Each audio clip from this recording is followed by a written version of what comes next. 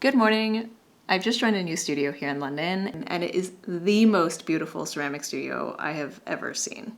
And I've been waiting, dying really, to finish pieces at the studio so I can find out if the most beautiful ceramic studio also produces the most beautiful pieces.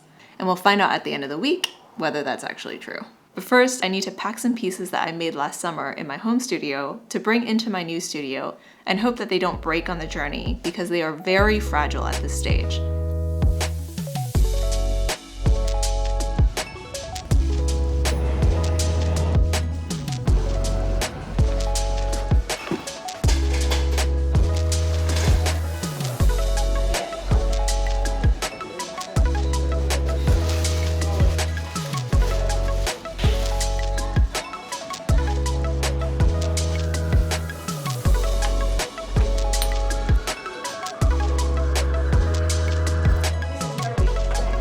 I use different clays than the clays in the studio, so I had to make these test tiles to test what the glazes would look like on my clay.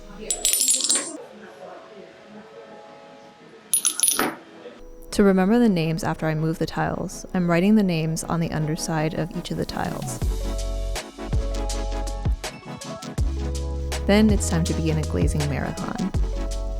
These are the pieces I plan to glaze today, which I'll pick up on Sunday after they've been glaze fired.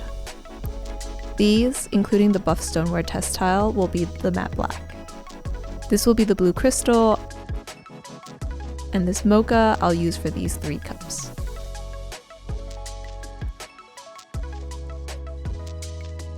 This will be for the other vase, and the strawberry roan for the final one. Now it's time to start glazing. Stirring the glazes with this mixer attached to this electric drill is the fastest way to get a homogeneous mix. Glaze sediments settle to the bottom of the water mixture when not stirred, so it's important to stir it generously until there are no particles in the bottom when you dredge a hole across the bottom.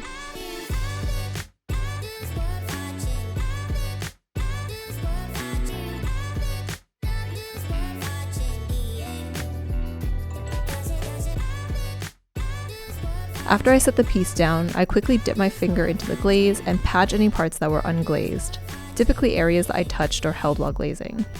While the glaze bucket is mixed, I also dip my test tiles in. I dip them in 2 different levels to see what a thinner versus thicker layer of glaze will look like. Then it's time to wipe the bottoms. Every piece of pottery has to have clean bottoms before it can go into the kiln. This mat is soaked with some water, and then I drag the bottom of the piece across it, taking the ring of glaze off the foot. Then I take a sponge and clean off where my maker's mark is so that it'll show through after it's been glazed.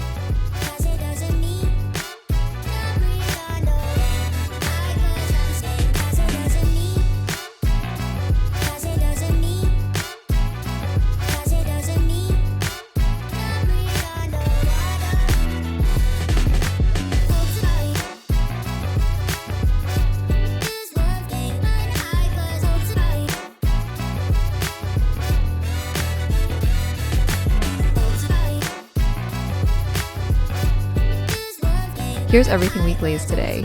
These 3 pots, these 5 items, new test tiles, 2 large bud vases. I'd call that a success.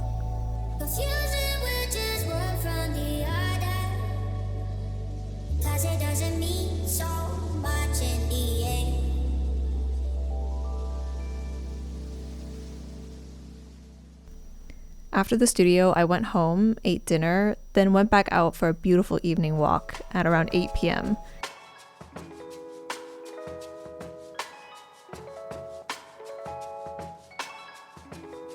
before heading to the gym. So lunch was delicious. Oyakanan makes a fantastic, very easy meal if you ever need one. And Welcome to Wrexham is also such a great show. I highly recommend, very wholesome. So yesterday's glazing day went really well. I think I got 11 pieces in. Hopefully they don't run or drip because those glazes are a little bit runny and I've never used them before, so we'll see. And yeah, so today we're gonna bring another load into the studio, go in and trim, and then we'll see if we also get some throwing in.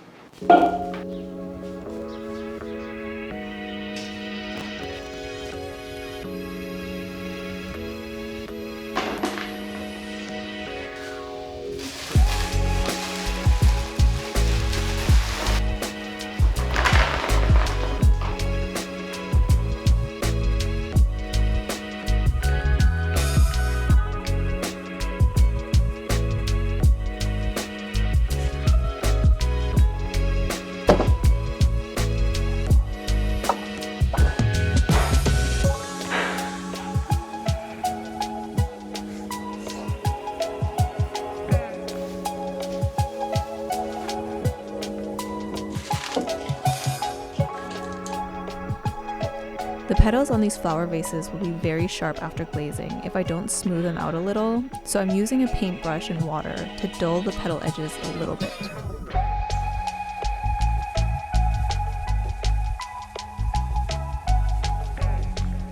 Then my husband called. Oh, cool. So we're gonna go to an art studio tonight. Excellent. Yeah.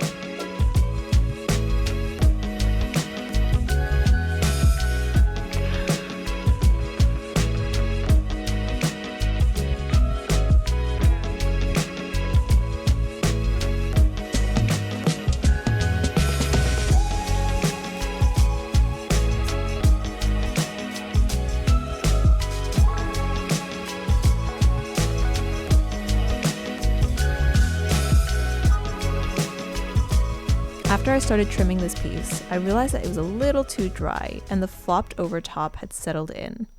This porcelain is still new to me, so I'm still learning about how quickly it dries. I decided after trimming it a bit that it wasn't worth saving.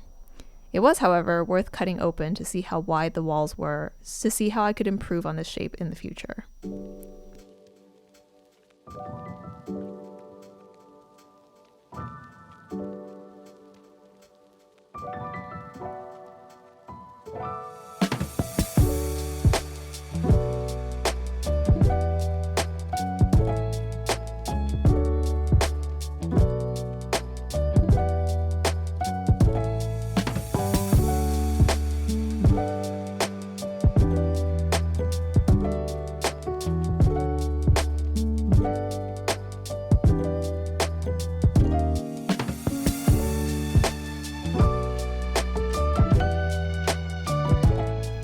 For my next version of this piece, I decided to try throwing just the base cone and making a flat top for it another day.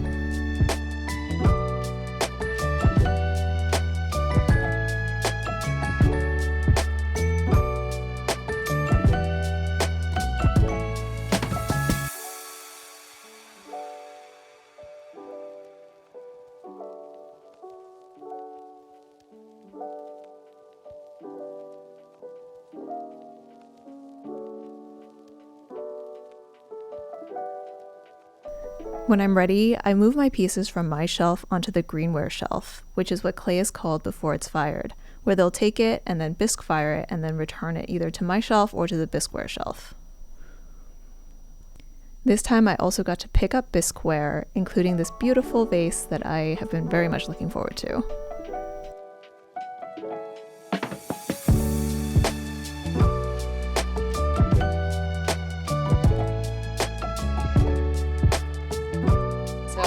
Studio, and my husband is here holding the camera, and we're headed to a friend's house before to hang out, just to see her because she lives around the corner from my studio, and then we'll head to an artist exhibition and dinner. Oh my goodness. Hey there. Look at this. The man of the hour. My goodness, I didn't expect you, sir. This is my friend's absolutely stunning home. And we sat out on this patio and just chatted for about 2 hours before we had to rush home and change and get to dinner.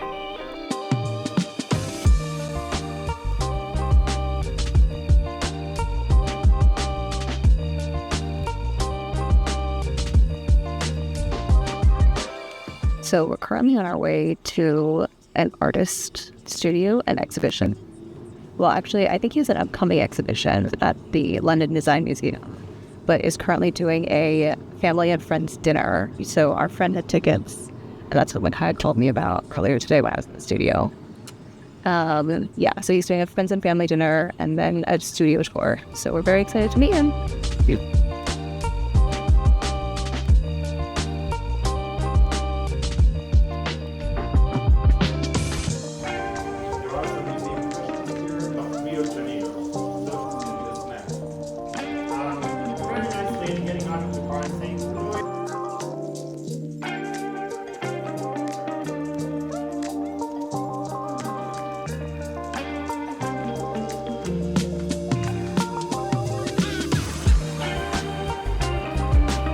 That was amazing. I am always shocked by how I feel like before I became an artist, there was such a stigma around artists and how they're like really uppity and in competition and there's a lot of jealousy.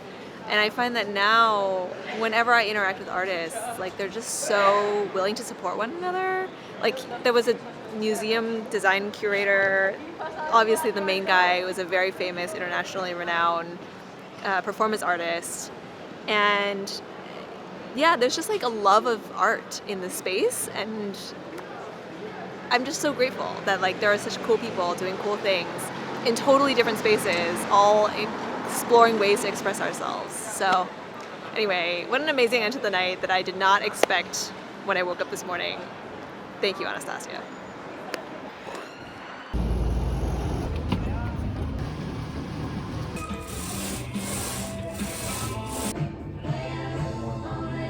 So this morning we went to the gym and then came back, showered, had a protein smoothie, ate lunch, and then now working on content. It's gonna be a stay-at-home and work day. One more thing I totally forgot we're doing today is meeting with some travel advisors on our trip to Tanzania for the Great Migration, which we're planning to go in August or September. And so we're talking with some companies to see if we can make that happen. We've done safari in the Masai Mara before and in Sabi Sands down in South Africa, but the thing that we really want to see is the Great Migration. That's great. Yeah, very exciting. I'm so excited to go to Tanzania and maybe Uganda or Rwanda. But anyway, now I'm hungry and it's time to eat this bar.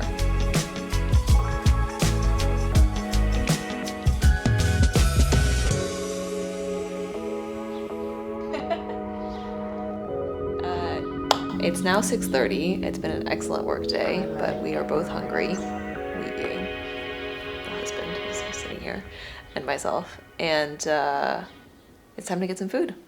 And we're also out of chocolate in our house, which is dangerous. So we're gonna go pick some up. Grab your chocolates. One? Should we have two? Two. Let's grab two. Although the amount's so hot in our house. Should we get flowers too?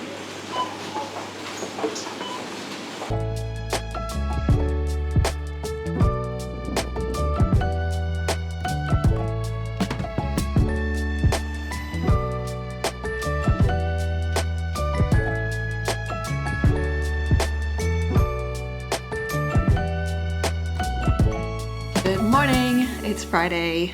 Today is a studio day. We're gonna go into the studio, trim that piece that we threw on Wednesday, and do some hand building, some slab rolling maybe, we'll see. And we're also gonna go to a restaurant that's right next to the pottery studio that we always order from. I've never been to in person, so we'll see how that goes.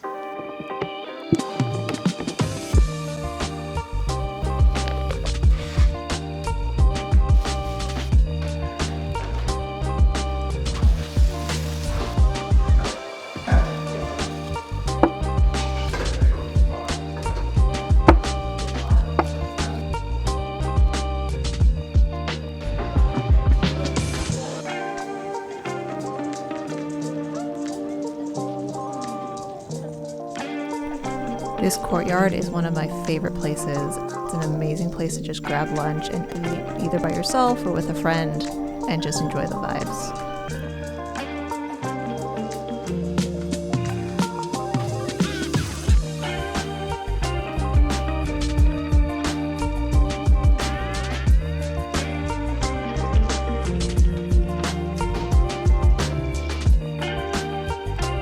This first wheel that I set up at wasn't working for some reason, so I shifted to the one next to it. Today we're trimming that piece that I threw on Wednesday, and then I am going to slab roll a little top for it, and then cut a hole and then attach the two pieces together.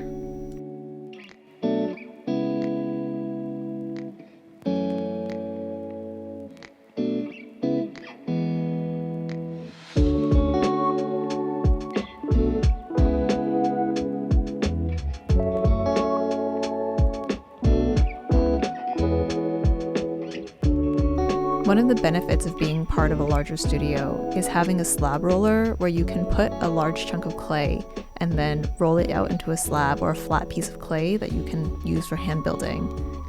I don't do a lot of hand building, but I've been wanting to make more organic, wavy kind of bowls. To do this, I took a bucket, flipped it upside down, and then draped a towel over it to prevent the bucket from actually indenting the clay.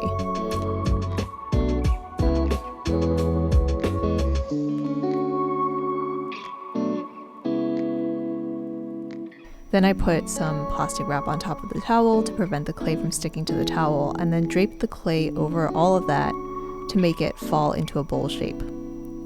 Then I started working out the sides of the bowl to make it more organic and wavy, and shaping it into the final shape that I was looking for.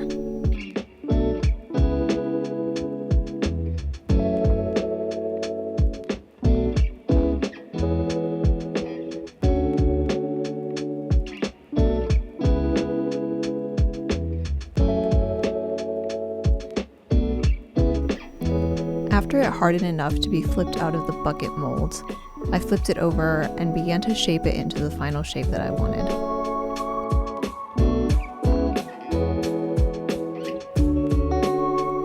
What do you think? It's my first hand-built piece in a really long time.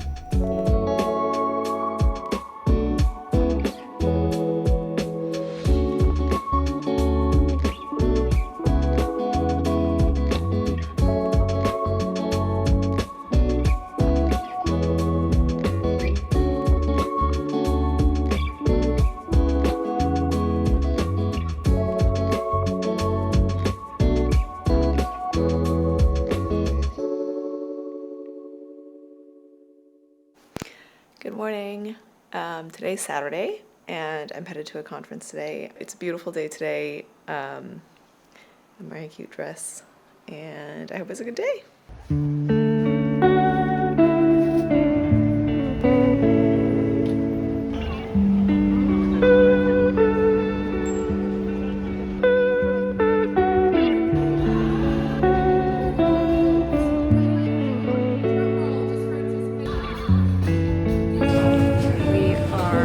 Supermarket shopping.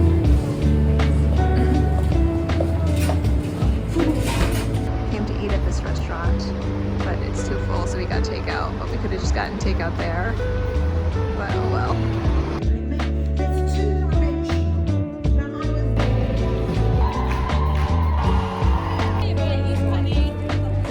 I'm so sorry. Just got home from my conference, and it was amazing. It's a all-women sisterhood conference that Hillsong puts on. They used to put it on every year pre-pandemic, and this is the first one in, I think, 5 years that they've done it. And a lot of my friends helped organize, and it was so well done. So, so proud of them and happy for them. But now we're gonna go grab some dinner, and hopefully outside because the weather is so lovely. So hopefully we can find a little al fresco terrace dining. And then, yeah. Good morning. So today we're going to church, and then we're gonna go pick up stuff from the pottery studio. So I've packed this bag full of packaging supplies that we will be bringing in, and hopefully those glazed pieces came out well and we'll be able to bring them home, no problem.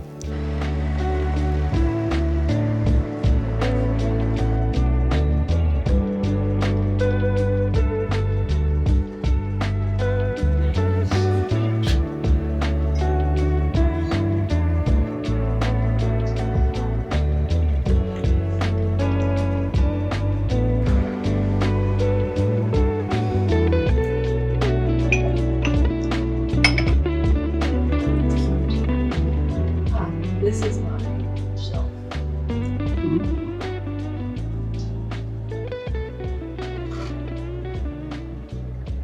Oh, I could do the front. Oh, praise the Lord. I was very worried about the front. Sounds good.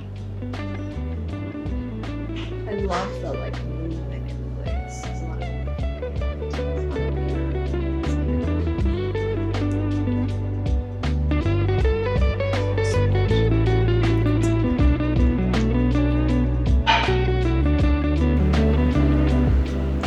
Oh, that's gorgeous. I love that. That came out really well. So how does the studio compare? I'm not sure.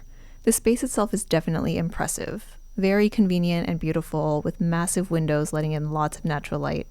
And the artists that work out of the studio are some of the most talented I've come to know. Excellent. very, very pleased. So beautiful. Unfortunately, their glazes are very difficult to use. Usually, minor imperfections in glazes even out in the kiln, and you can barely tell at all.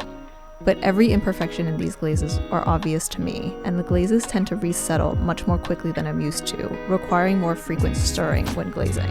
I also found that the kilns at this studio heat very unevenly, so my glaze mileage varies greatly. If you like unpredictable pieces or large variations across batches of glazed pieces, this is great, but I prefer more uniform pieces, so this isn't my preferred firing. It's a little bit of this like toasted pink on top of this greenish blue. Glaze is just so magical, it's so cool. Luckily, most of my pieces, even for glazes that were described as very runny, didn't run, so I didn't lose any in this batch. That's always something to be grateful for. All in all, it was a good first batch, but I'm gonna have to keep searching for my favorite glazes in the studio.